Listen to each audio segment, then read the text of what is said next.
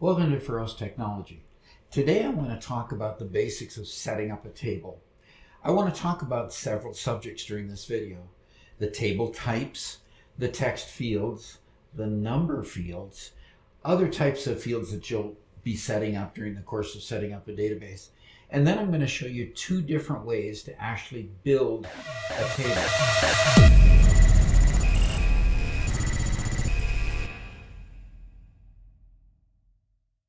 So in talking about setting up your tables, what are table types?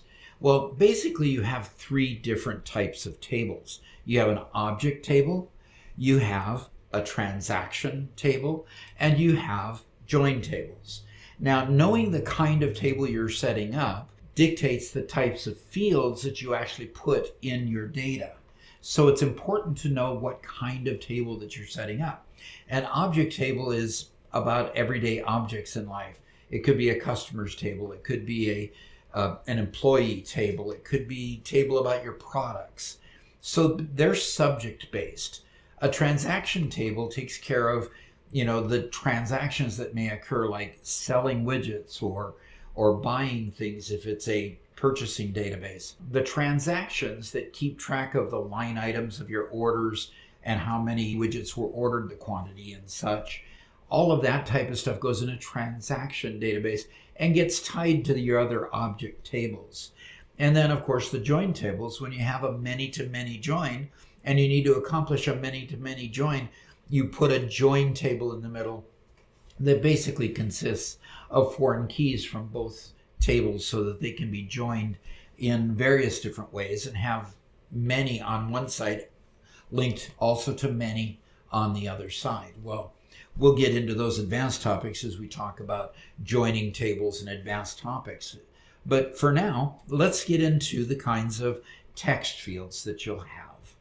Now, text fields basically are short text. There's basically two flavors. There's basically short text that'll be up to 255 characters and long text, which is unlimited. Now, the differences between those is short text used to be called text before 2016. And then the long text used to be called the memo field, basically to take any text that you put in it. And so they converted that to short and long later on as they just changed the nomenclature. But the essence of the short text is it will set aside 255 characters regardless, unless you tell it to have a shorter length. For example, you can tell it to have a 10-character telephone number or anything else like that you would normally put in a text field and would want to limit it down to a specific number of characters. On the other hand, a long text field doesn't obligate any data unless you put data in it. So if you put only 10 characters in a long text field, it'll only save those 10 characters and won't save the extra padded space, that blank space that is left.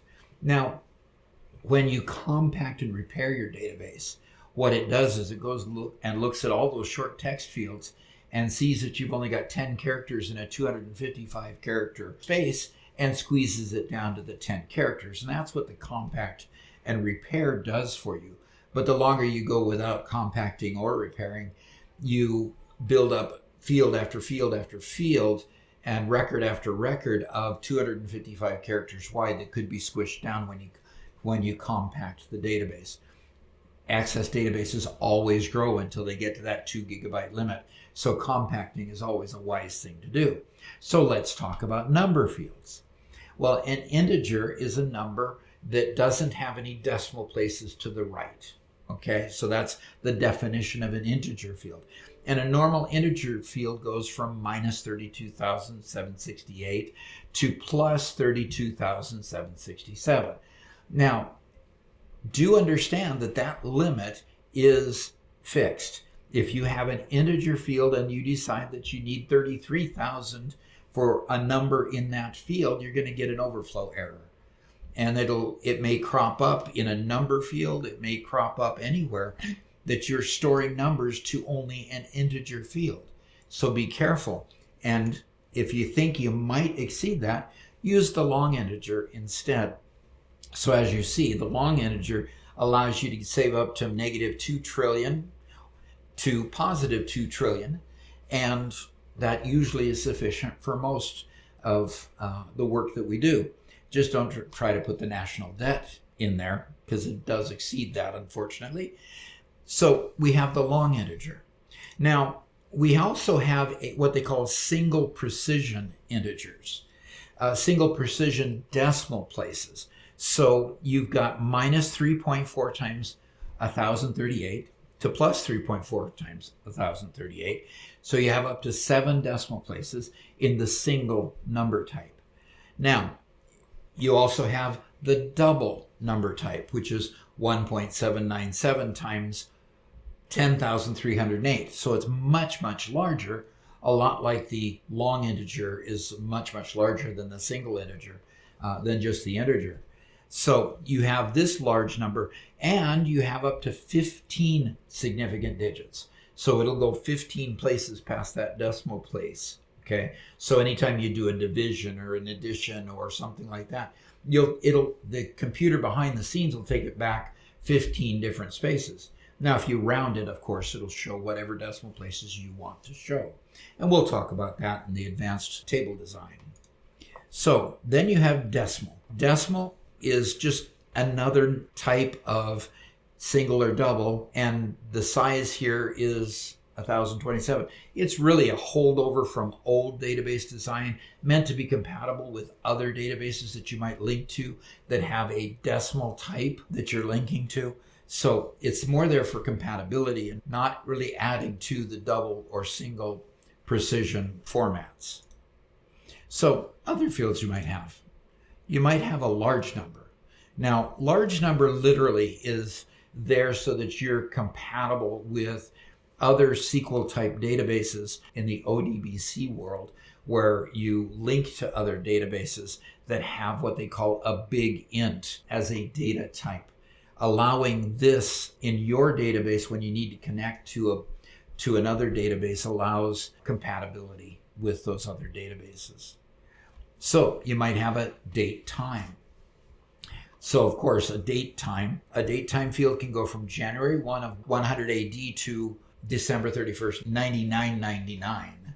So the challenge here is if you've got genealogy that takes you into the BC realm, you can't use this particular one for the BC. In fact, the date time extended only gives you 100 more years. It'll go back to year 1 of the current period up to 9999. The difference here is the accuracy of both of these types.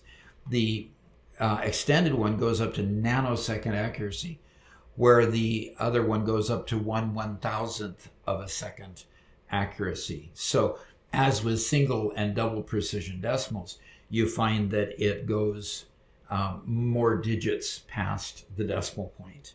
So nanosecond is the 15 digits, where the 1/1000th only goes out the 7 digits past the decimal point. Now, understand that a day is 1 to the left of the decimal place. So if you have a date of 1, it's January 1 of 1. In the extended, it's January 1 of 100 if you have the date time field.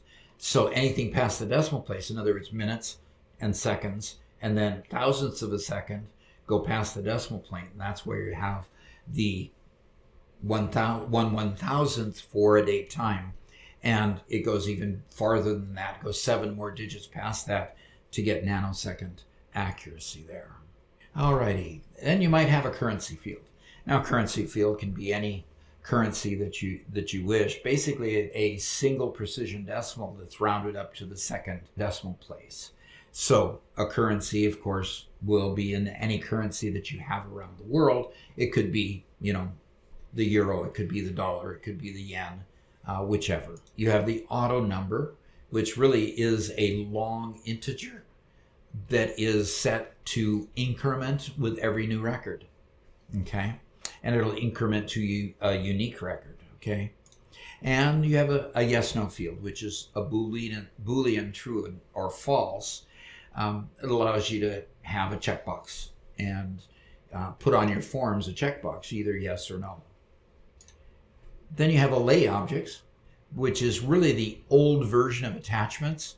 You had array objects before you had attachments in the new versions of Access, and you could put pictures, graphs, or other ActiveX objects from other Windows-based applications. So pictures or graphs and Windows-based objects.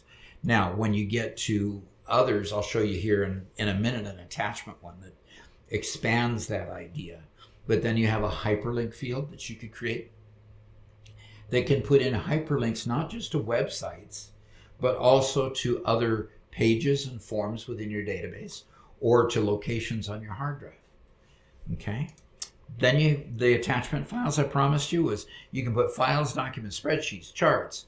You can put an unlimited number of attachments in there as long as they don't go over the 2 GB max for the size of the whole database itself. Now, you have to be careful, of course, that these attachments don't create a database that is so large you can't contain it within Microsoft Access. Okay, and then you have the calculated field, which is a little bit odd to me because here we have a database management system that's having you violate the third normal form, which basically says no calculated fields. But sometimes you have to do it. Data macros can also do the same thing, so see my video on data macros for that. Okay, so let's open Microsoft Access.